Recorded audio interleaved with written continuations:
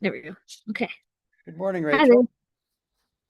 I How are almost you? almost finished my homework. I got about Oh, okay. Yeah. two-thirds of the way through it before the meeting started. Yep. No, you're good. You're good. And it was, yeah, a lot of just like brain dumping as I was going through the website. So, uh, Tremendously valuable. I will confess that yesterday at the training that I went to for the Out of School Time Network, they've got their quality program metrics for how you do it. Um, when I got there, the first person I saw and I sat next to all day was Sawyer, who is the lead teacher at Indigenous Academy, where I saw all of this stuff on the 15th of May.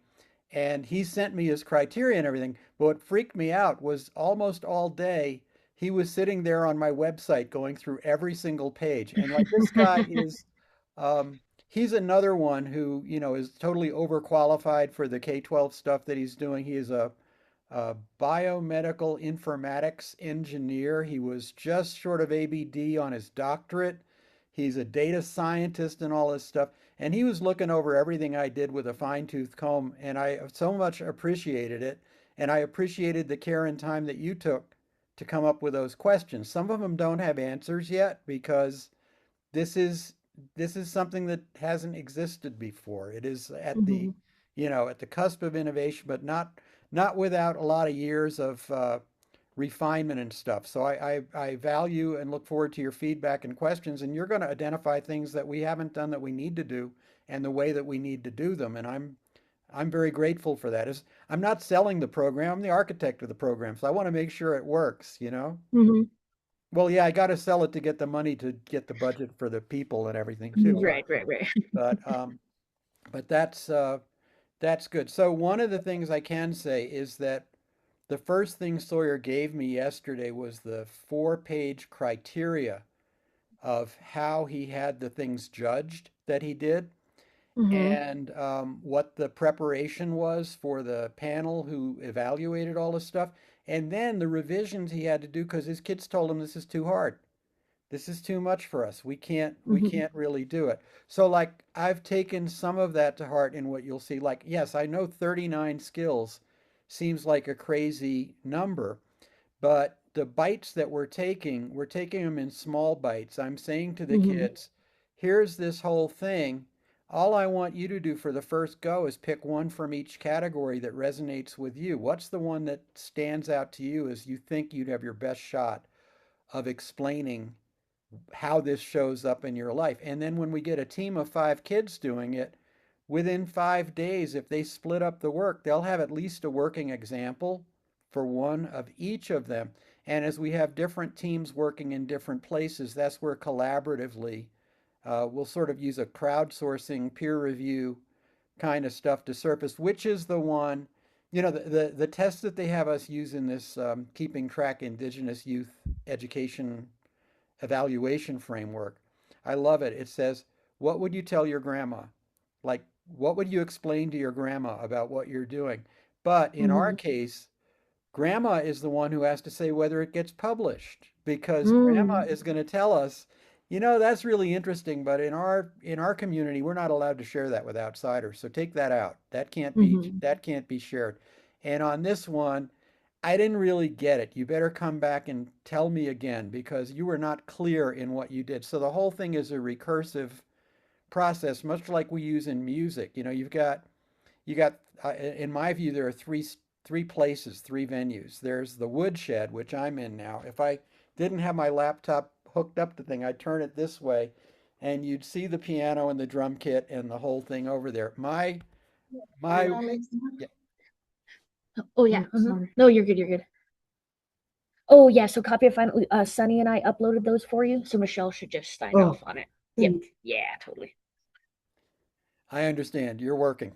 Yeah. Um, Thanks. Yeah. Yep. Yeah. but you know, in the woodshed, when you practice, that's where all of the bad notes come out. That's where the music kicks your butt. That's where you and my standard for this is very exacting. It sounds silly, but it's very exacting. I was told a long time ago, you can't really consider yourself being able to play something until you can play it 5 times in a row without messing up. And that sounds pretty Mhm. simple, but if you've ever tried to do it, the fourth time you hit one wrong note, the clock starts over and you Yes. have to do it again. So when I say to people, we use this metric of we're going to look at your work 3 times sometime after the first time you've did it because that's a celebration. There's something you didn't know how to do, you didn't even know what it was. Now you've done it. I don't want you to show me the first time you've done it, but sometime after you've done it, give me an example of what this early performance looks like. Then come back to it again after you've done it 5 times and then come back to it after you've done it 50 times. And I'm telling you, when we do this 5 times in a row without messing up, I guarantee you're going to have done it 50 times before you can do it 5 times in a row without messing up. Now, not everything is a musical performance, but the model kind of extends very broadly. It could be adapted where it needs to, but it's a Hmm. common sense kind of thing. Oh, I'm going to have to show this 3 different times. And the third time I show it, that's my audition to say, I'm ready to bring this to a team. You don't have to worry about me fumbling. I do this so I put enough time into it that I can rely on the fact. Again, you know, a lot of kids, I was not a sports person, but I understand what it means. If they're going to hit a fly ball to you, you better be able to catch it. You don't want to Hmm. let your team down because you said you got it and you don't got it. You know, that's not cool. So we're using standards of high performance as they exist in the arts and other places outside of school. It's not a score, it's about can you do it reliably at a high quality performance level. And these days, getting kids to understand high performance doesn't mean performing while you're high. You know, it means it means doing it reliably at a good level. So does Hmm. that make sense for some of It the does things make you were sense. talking Yes. about? Yeah. Uh-huh. And I think that's like the recursive model is a great model. And yeah, like we're developing these skills not for points or for a grade or for like evaluation. We're developing these skills to be consistent, to be successful, to grow in these skills. I think the biggest skill, well, my first one is learning to see things from two perspectives. That's it. If you don't have that, that's a deal breaker. But the very Mhm. next one is shifting your approach to mistakes. It's not about do you make mistakes? That's okay. What's not okay is making mistakes that you don't learn from, Mhm. right? And if you can't learn from the mistake and understand what to change and understand did it get me closer to the goal or not? Do I need to try something else? Do I need to try something else? Our mastery index rewards people who go back and relearn. You actually, I'm going to try to make this so that, you know, you're going on a trajectory, you're making your progress. Then you find out something, oh man, I was never exposed to that. And it undoes some of the way I've been doing things. I have to go right back down. It's like in the major leagues down to the minor leagues. I have to go to the minor leagues for a short period of time until I can perfect this one thing. And then I'm going right back up again. Someone who can do that trajectory and go back up, ought to get more credit than someone who just did it because they didn't have to do that, because sooner or later you're going to have that skill. You're going to rely on that skill. And it's not the fact that you went down from level 3 to level 1. It's that you did it and you spent 2 days there and you were back.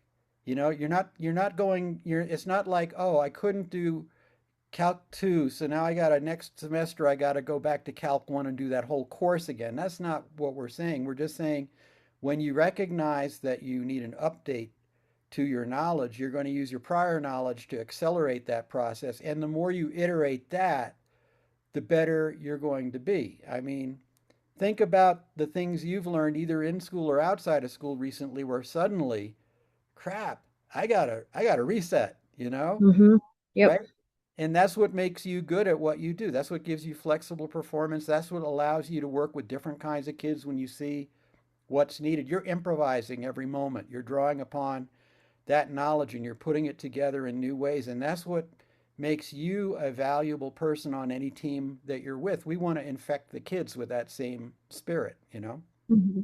And I think largely that spirit is more present outside of class than inside of class. But it's not, we can insert that, we can bring that into the class. So Mm-hmm. let me show you a little bit of what this system is. So I'm not painting pictures with words, but we can actually see it. Now, the view that you're seeing here is not a view that mere mortals would see.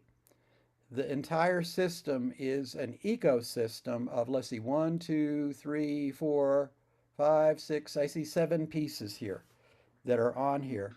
And when a kid gets access to it, they'll log in to it, right? Like I logged in here and that gave me thing. I can have 100 concurrent users in this system right now on the web. We're looking at the local version that's on my machine. I've built this in FileMaker of all things, believe it or not. But the SQL that's in FileMaker is so advanced that I've been able to build things in here that it would have taken hundreds of thousands of dollars to have a development team do it. Mm-hmm. But the beauty is now that AI has gotten to the point where it can talk to my system without having to go through somebody else's system. So, so I want to really focus on this first one, and then on this second one. I think probably that's what I'll do. Yeah, because this gets to your question of what do the kids do if they don't know somebody in their area. So here's the first one. Um, these are the 5 skills of the hand, which we go through in person, and it takes me about 5 minutes to tell somebody what this is. I don't even need technology because I've got the technology. It's right here. And everybody has their own copy of it pretty much. I don't find too many people that are missing a finger, most of the time when I'm in a class. And we've got this in English and Spanish. But the idea is these are the skills that they may not know what they are. We kind of sense what they are. Critical thinking, okay, we think we know what that is. Creativity and innovation, pretty sure we know what that is. Communication, collaboration, self-direction, using technology for learning, making local and global connections. So if we went here, we're starting at curiosity because curiosity is the heart of everything. And in this case, it's showing what collaboration looks like when we combine curiosity and collaboration. And a student would be saying, for example, hey, in my project, I used my curiosity in this way. You can click through any of these pretty much, except when there's a mistake. Oh man, what is this doing? Come on now. There's a bug in there, obviously. I have to fire the coder and find a bug. Oh, that's me, Mm-hmm. that's right. But Whoops. Yep. but you can see how these are changing at the bottom, and very subtly, this icon is changing as well. Also, this one is showing us that any of these skills right now are at the heart. They're at the center of everything, which is curiosity. So the use case here is a kid says, I really want to talk about my use of technology. Oh, well, what does that mean? And then that's what it means from a curiosity standpoint, but how does it impact identity? Well, it's funny, the one I built on the web works better than this one. I was in collaboration, right? So in collaboration, I'm solving problems, doing it in this way, in a collaborative way. in terms of agency. I can work together on teams in a collaborative way.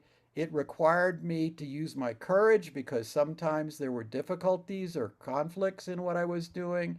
I never gave up in my collaboration, and I was trustworthy in my collaboration. I gave truthful feedback. So, really, if you look at this, it's a matrix of 48 different things. And the kids don't have to do all 48, but what we're saying is whenever you're using any one of these skills, it's also being used with one of your social emotional learning skills. So they're not in isolation and they are actually amplified, they're exponential. So when you have one thing and you're looking at it, that's to the power of one. When you have two things that you're relating it, it's squared. When you have three things, it's cubed in terms of its power. So we're looking at it from that standpoint. And on the website, there's a version of this that I coded the other day that's even a little bit better. So you would say, okay, my creativity and innovation, how does that tie with my agency? And these are the I can statements that they're going to be attaching to their projects. So these are samples. They'll refine them to what they're applicable to in the context they're doing, which will be either life work or learning when they're doing it. And it's explaining to them about how these things relate. So the entire thing is about the conversations the kids are having around the experience that they're having in their project rather than them learning to define it and match it up and everything else. And so the first thing that we're doing is getting them, in the first week that I work with anybody, in the first day that I work with anybody, I'm showing them these are the things that are in your hand. And how did I do that? Those are the things that, oh, it went down here. That's funny. I lost my entire window somehow. But is it back now? Can you see it? Yep, I can see it. Okay. Does that part make sense so far? Yeah. Mm-hmm. Cool. So with that basis, they're now going to be able, when they've done their friends, families, and neighbors thing, they're going to find out, oh, my neighbor is a trucker. So they're working in transportation. And if you're in CTE, there are 16 career clusters and 79 pathways. And the minute you go to talk to anybody in business, they go, what the hell are you talking about? This makes no sense to me. It doesn't line up with what I'm required to do by Department of Labor. What I did was a crosswalk. These are the Department of Labor numbers that associate with all 79 career clusters, except where I made a mistake. There probably isn't one for that. But if they were going into this and they said, my neighbor works at the airport, at the Sunport, as an aircraft cargo handling supervisor. What the heck is that? It immediately takes them out to my next move. And it's tricky to navigate the my next move thing there because if you don't have the exact terminology, because you see the also called here, cargo supervisor, line service operator, load master. When a kid goes out and said, "What do you do?" they may not use the exact term. What I did in the AI, I took 65,000 alternate terms and have it use natural language matching. So if they use one of the terms that's associated with this thing, the system will capture that and send them to the right place. So that already is something that is valuable that not any CTE coach in a school has access to right now. Um, Mm-hmm. but in this, it's going to say to them, here's what you need to do. It starts with a video. There's a video of what that means, what the job outlook. This is a cool thing for kids to have, and we're putting it in their hands. Now we also looked at what are the jobs that are going to be for the deployment of broadband. And there's like 1,700 jobs that are going to be there. Most of these ones are manual. There are some specialized and supervisory. Most of the ones we're looking at with the challenge are in here or in here. And so if we said, well, let's see the specialized ones. I would like to be a GIS technician. Oh, I like that one. Well, here you go. This is what it means to be GIS, little video there.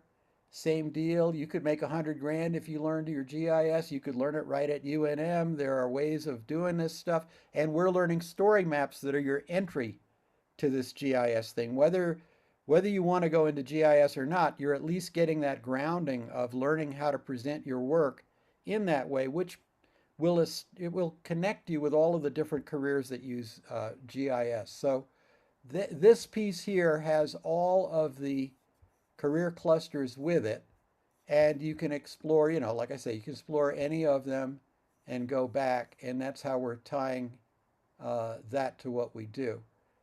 Um, so, any questions about that part?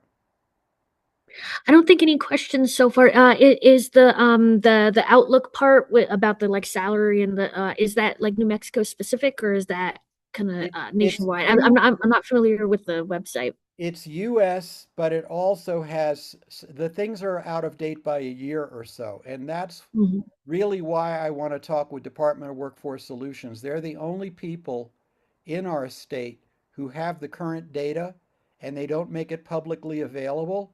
But I'd like to get an MOU with them that said, for the purposes of our pilot project, we want to put this in all of your Department of Workforce Solution one-stop centers, which already have access to that data. We'd like you to give us access to the data on the back end, so when we're working with students, they can, in a protected private way, have access to that same data. That's a feature that's I hope to be able to negotiate. It's not there right now, so we're doing the best with what we've got right now, but it is something that we're working on to try to correct or Cool. improve, not correct so much as improve. So now the other thing I want to show you, these are the actual skills, and that's where we get into it here. People don't necessarily even know what these things are. Like you said, 39 of them is a lot. Well, what does it mean? Well, if you're talking about integrity, this is what it means, and these are three things that represents. Your behavior would be that you're behaving ethically, acting in this way, or interpersonal skills means that you're doing these things. This is a thumbnail overview of all 36 things. And what we ask the kids to do is we ask them to pick three. So if I'm saying, well, I think interpersonal is going to be important, and let's see, for my learning, I think for my learning, critical and analytical thinking is going to be important, and I think for my business, problem solving and decision making is good. It's remembered the three things that you've picked, and so in that sense, they'll be able to then go and provide one example of each of these things. Now, probably no one else wants to see this, but on the back end, when you're talking about interpersonal skills, there are actually 13 different behaviors that could be a candidate for, like, if they ever recognized when relationships were strained, they'd click that and that would be coded into their I can statement. I don't start kids or teachers out with this. I just want people to know that that's behind the scenes on the back end. So when they would do any of the things, they said critical and analytical thinking. So here we're breaking it down into the specifics of what those things represent. And this one is crazy. It's got 17 different things for problem solving and decision making. When we say in school, we'd like our kids to be good problem solvers, I guarantee you nobody has gone down to this level of specificity because the terms are very often undefined. And Mhm. you know that you can't write code with undefined variables, not too effectively anyway.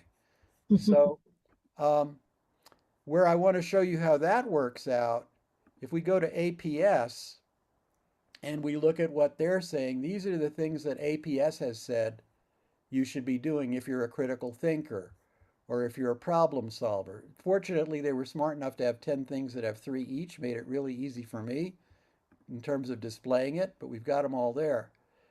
At the interesting thing for that is when we look at what these are and how they interact with the life, learning, and whatever, there's beautiful matchups between it. So which one of these things would you say that a kid who was doing the mobile pet lab pet thing, which skill here would you say is represented by a kid that you know that was in there, what would they be able to brag about? I think they would be able to. Ooh, a good handful of them. Maybe let's go with an engage or a problem solver. Let's go with problem solver. Okay, so on a problem solver, they're approaching challenges methodically, breaking them into parts. If they had been to Explora and they were in their makerspace, they're already doing these things. Like I've crosswalked all of these skills with what a kid doing something at Explora would do. So they've served as a leader or follower, they've established relationships, they've done professionalism, initiative, they've used creative and logical reasoning. So again, any one of these things, the kid says, you know, out of all of these, the one I did, boom, they'd hit that, and that's now being coded into what they have done. So they're able to actually look at what are the recommended examples of these things and say, this is the closest fit to what I'm doing. Now I'm going to tell you how my project. And the one thing we don't see here is the video of their project. Very early on, I did do that in Santa Fe. And so when we did this in Santa Fe, and my passion is to alleviate arthritis pain using nothing but natural methods. Can you guess the top three? Thank you. I feel that the superhero project really nurtured a love of learning because everything we learned was really interesting. And even though we talked about powers and mutations, with math, it really helped us just, since the content was interesting, it just really helped us appreciate what we're learning. And with that appreciation, we're actually engaged. Because if we're just sitting in front of a Chromebook all day filling out documents, that we learn things to try to do well on the document. But the superhero project, we wanted to learn because the project was so fun. And I feel like everything we learned just made it really easy to remember. Because if we're just doing normal classwork, we don't really remember everything because, okay, I'm just learning this to do well on this paper. Not, but in superhero project is like, okay, I'm going to learn this because this project is so fun. It's so I feel like it was really about getting us to appreciate whatever we're learning in class. And without the superhero project, I feel like it would just be not good. So yeah, it just made me appreciate everything more. So as you can tell, that was not an edited thing. As you Mhm. can tell by the background noise, well, this won't surprise you when I say that there were, you know, 24 kids that were put into a computer lab and just they could talk about any one of those 9 skills that mattered to them. Actually, the way we somewhere here, that was all done in one class period. All of those videos were made in one class period. They're of varying quality and whatever. These were 8th graders in Santa Fe right before COVID. And the project they'd done was pretty interesting. There were 4 teachers who got together. They built this project. First, it started with math, and they did statistics and probability, and they had to take a quiz. And the quiz was just, different subjects and stuff. But based on how they did on the quiz, they were assigned superpowers. And then the next thing that happened was they went to science and they learned about genetics. And so they learned about if these superheroes had offspring, what inherited characteristics and superpowers would they have? Then they took that to history class and they said, imagine that these superheroes were now born in colonial times, right around the time they're writing the US Constitution. And suddenly people show up with these powers. How would the Constitution have to be changed to accommodate for that? And then finally, they went to English class where they wrote the life biography of their superhero and then read them to kindergartners. So the 8th graders went into the kindergarten class and read the stories. At the end of that, which was like 4 weeks, that's when they walked into the studio and I said, you actually have these superpowers yourself. They're the 9 attributes that Santa Fe has decided. And if you have these, what do you think they will allow you to do? And that was the videos that they created. So we were able to compress that into a 5 week period, taking things that the students had already done and had them reflect on how the things they had already done represented these other behaviors that are valued by, by that. So in the actual, oops, I missed. In the actual thing that we're doing, this is what is represented by, again, if there was a video of the performance that the kid had done in the project that they've done with you, it would show up over here. And that would be saying, when I did this, here's how my curiosity showed up. I was using this STEM standard from STEM Ready. I was using this creative thinking from the work stuff. We also have correlated all of these to the 6 pillars of community schools, and we also correlated them to one more thing that I'll show you. It may not, I'm not sure how many native students you have, but we actually also correlated it to the indigenous framework. And so when we're saying, what are these things? What do they mean? How does this all work? And then how does that tie in, as we did with the Albuquerque one? If somebody's talking about cultural and language expression, how did they use those skills as well?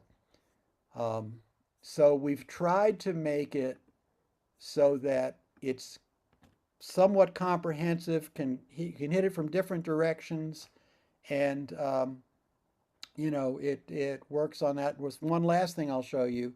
This is for teachers primarily, but Digital Promise did a crosswalk of all of the skills that people should have. And what I really like about this the best, it said here are the strategies that you can use for reaching any kid. And if you say, well, I don't, my kids, some of them have adverse experiences, and some of them have socioeconomic status, and some of them have problem with self-regulation, and some of them have cognitive oops, well, that one's out of luck.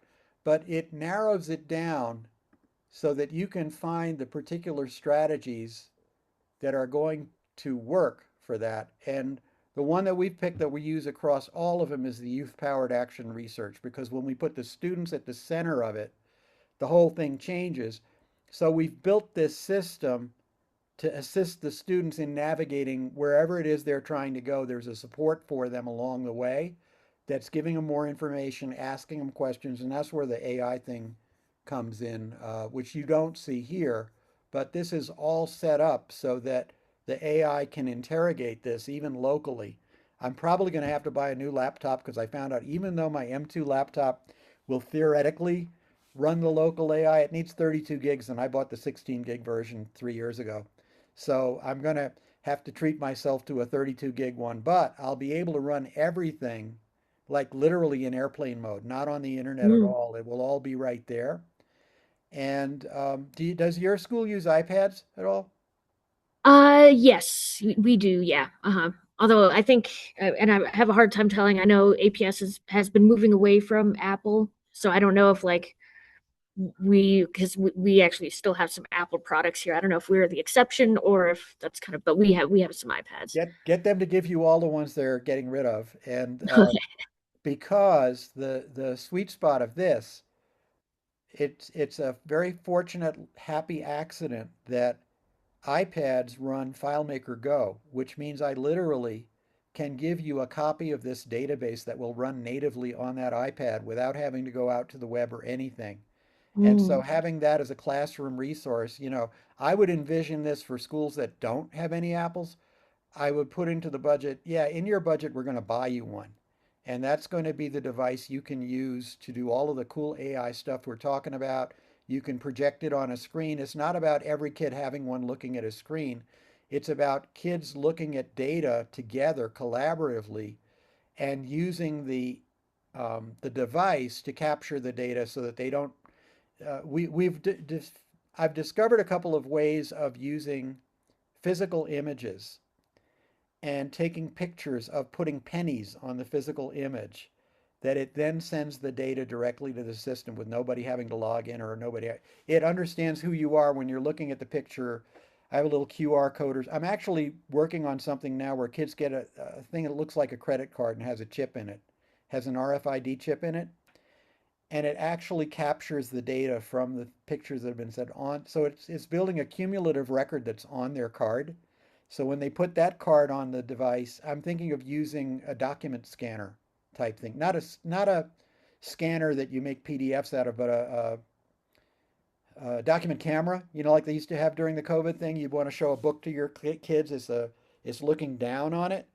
Mm-hmm. I can put the software on that when you take the picture, it's not making a picture, it's analyzing the image and sending the data directly into FileMaker. So a kid has their conversation, they do their thing, they take the picture, next kid moves the pennies, takes their picture. We're just getting all of the inputs done like that are providing the metadata for what their example represents. But this digital promise thing is cool here. And then the only other thing that I think is cool is that this is what makes it all make sense, at least as far as I'm concerned. Anyone can understand, hey, I have no idea what this is. You know, sorry, tell me more. I've not encountered this thing before. And then they say, oh, okay, now I know what it is. I've done it for the first time. Well, now I've done it enough that I could work on a team. Now here's where I actually made something. So on this dimension, we're moving forward through time. You know, hopefully we're moving towards higher levels of use too. This is the one where this is why we never get out of the bottom in New Mexico, because everything we're doing in classrooms is here in the shallow end. And they never get the opportunity to go to this deeper levels.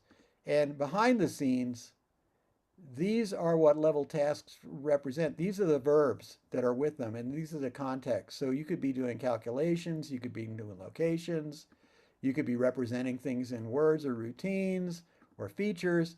When they say, this is what I did, you know, they hit, I'm going to send my report of what it is. That's a level 1 task. When they're in a level 2 task, different verbs. You could be doing things in context, solving. This, again, is not something anybody sees, but this is what's in our back end. And then in strategic thinking, now we're finally getting somewhere where we're doing work that people get paid for. You know, you get paid to develop a model or apply reasoning, and then design a project, apply a model, synthesize. These are what your kids are doing in the challenge. They're all working at level 4. Nobody in this, hardly anybody in New Mexico is working at level 4 except where the challenge is being done, and they get no credit for it. They get no credit for it. You know, I mean, and then when we start talking about it geospatially, all of what I just showed you is now within this idea of these characteristics, understanding where things are, measuring size, shape, again, you know, we're using any of these in here, feature collections, determining how places are related, finding best locations and path, patterns, predictions. This is at the level where we're now using this with geospatial thinking. And that's what the story maps open up. This is way beyond what we're going to do in our initial projects, but we're starting the pathway that could lead someone to this if they were motivated to do it. It's already there. So, you know, I wanted to design it so that any student could go as far as they possibly wanted to go at any age, because this is not exactly only designed for K-12. We're looking at a family kind of thing. So your alumni might want to do this. You know, there are a lot of people who might want to do this, and the coaches could get some value out of doing this too. Since we don't have money, the coaches that we're doing right now, we're lining them up to be volunteers, but the idea is anybody who has completed our initial program could then be hired to be a coach. So they should have done everything a student or teacher is going to do so that they can then say, oh yeah, I've done that. I know it. Let me tell you what my experience. Let me ask you some questions more than that anything. What are your thoughts about this? And guiding them to do it. And then our secret insurgency plan I alluded to in the document I sent you. Um, when it comes to vetting some of these folks, one of the options we're offering or we're trying to promote while it's still available is have people sign up to be qualified to become a substitute teacher.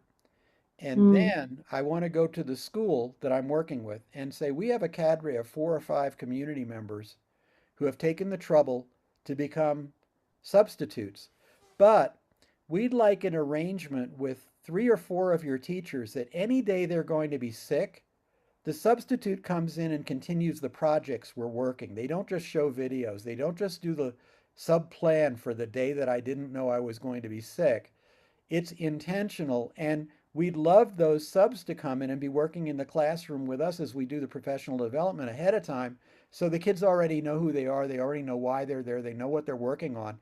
And any day that Mhm. a teacher has to be out is not a missed day of learning. It might be a missed day of instruction, but it's not a missed day of learning because they're getting coaching from someone who really understands what the project is. I know that sounds a little bit loony, but that's my heart. No, that sounds awesome, really. That sounds super cool. Yeah.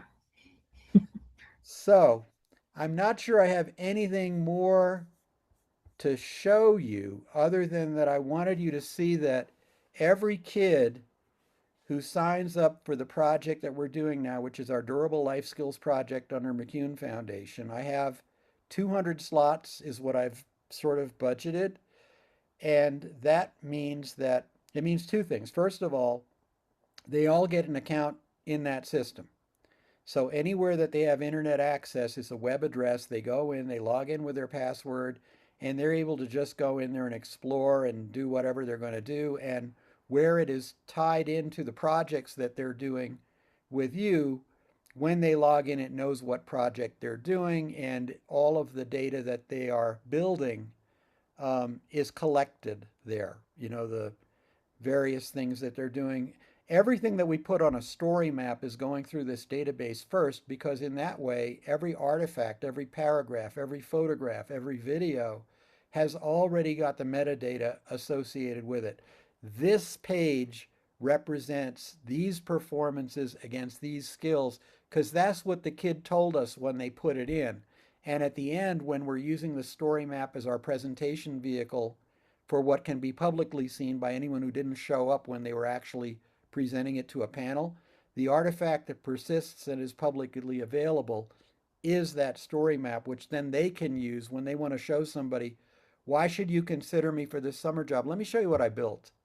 And let me tell you why I feel I'm prepared because I'm told that 90% of the kids are in schools that say these are the graduate profiles, but only 5% of the kids are in a school where they're measuring it. And in my case, we measured it. So let me tell you what this experience was like for me and why I will make a good new worker for you, because many of he probably wouldn't, or he or she wouldn't say, I might be better than some of the people you're trying to get rid of.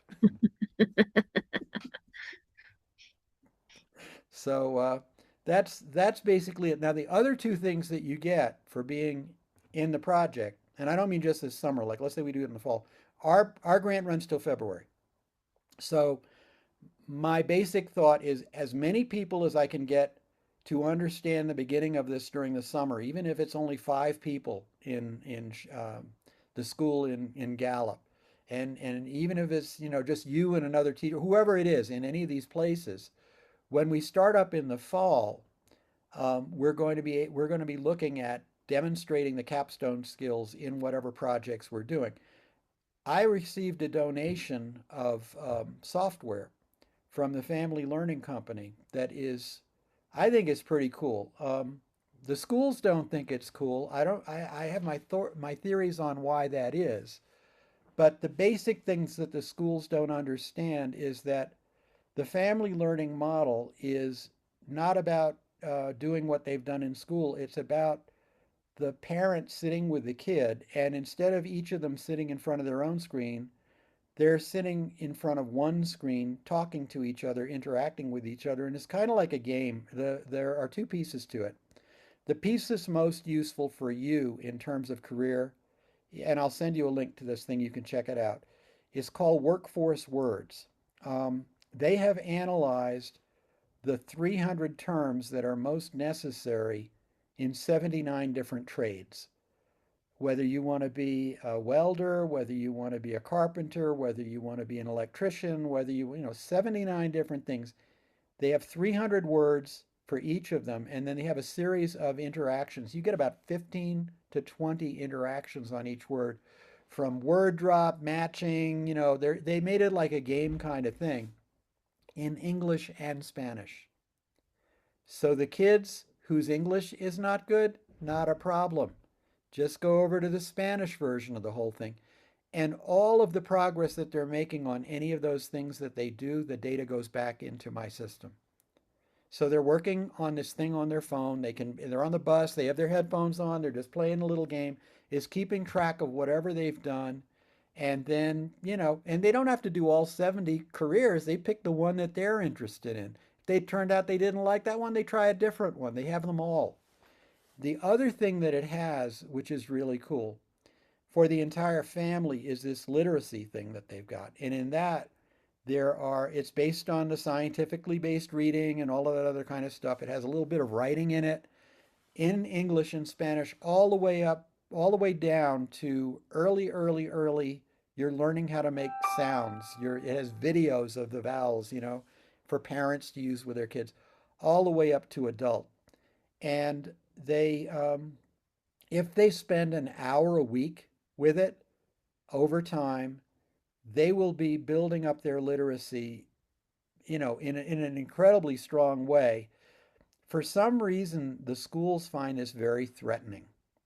Um, Somehow it's like, well, how do I know? You know, I won't get credit for it. It seems to be, if these kids are all doing better with this software than they are with me, then it's going to make me look bad. I cannot understand why any teacher would not want their kid to be spending an extra hour or two a week practicing these skills in a different format other than what iStation measures. And they're going, "Oh, this doesn't boost my iStation score, so I'm not interested. I want them doing what I told them to do, not what they feel like doing." And there is no legitimacy given to the ideas. There's lip service given to parents are the first teachers, but after they're the first teachers, they don't want them anywhere near teaching those kids again. And most of the parents don't want to be caught being seen as a teacher because many of them feel, I don't know, somewhat inadequate or somewhat. They've been conditioned to think, I'm not the expert. I don't know anything about. I just want to make sure my kid does what the teacher said, and leave me out of it. You know, what we're finding now is that the relationship that happens across, and six different family members can have the same software, and they have to validate each other's goals, by the way, too. You can't use it just by yourself. So if the parent sets a goal, I want to be able to do this, the kid has to sign off on it. If the kid sets a goal, the parent has to sign off on it. It could be a grandparent, it could be an older sibling, it doesn't matter. It just has to be two family members.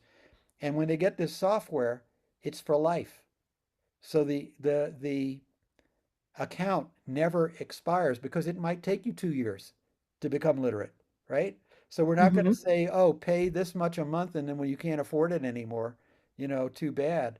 So everybody who's in the program, like I got a $15,000 grant for this thing.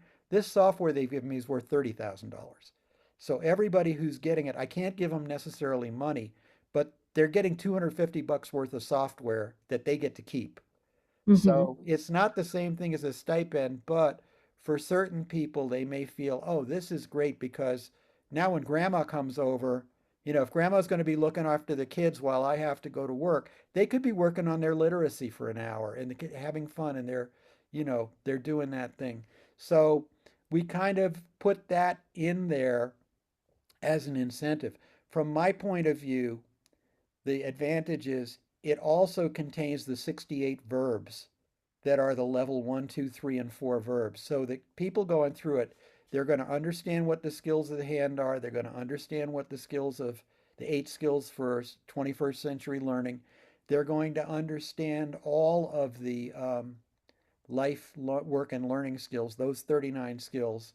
And they're going to understand all the verbs that they're using as they're making their I can statements. So I think that, we'll see how it works out. But at least I know all of that stuff is in the software that we're going to be able to give to every student. And it will, as long as they have web access, they can use it.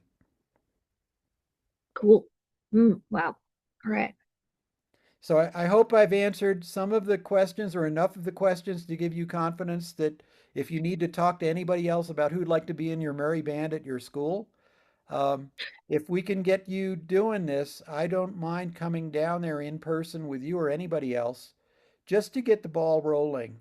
My goal is to have enough people by the beginning of school that when I start talking about this stuff, they go, "What's that?" They go, "Oh, the hand. I remember that. The hand, yeah.